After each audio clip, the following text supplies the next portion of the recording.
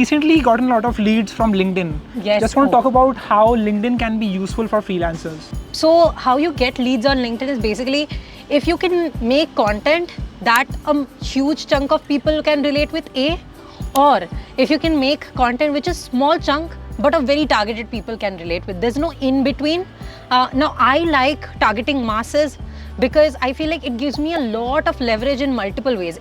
I do a lot of marketing and social media for clients. So if my own social media does not have a huge following, how am I going to convince a client that, you know, I can do this for you? So your profile needs to reflect that you're good at what you do. Now, it's important for a social media manager, but it's not important for somebody who does, let's say, sales funnels or makes beautiful landing page designs. Then you don't need to have a mass, but you need to have, let's say, some step-by-step breakdowns of the important elements of a landing page.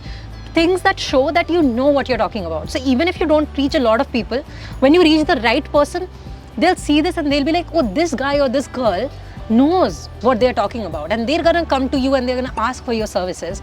And that is how you convert on LinkedIn. And LinkedIn is one of the easiest ways to get clients right now.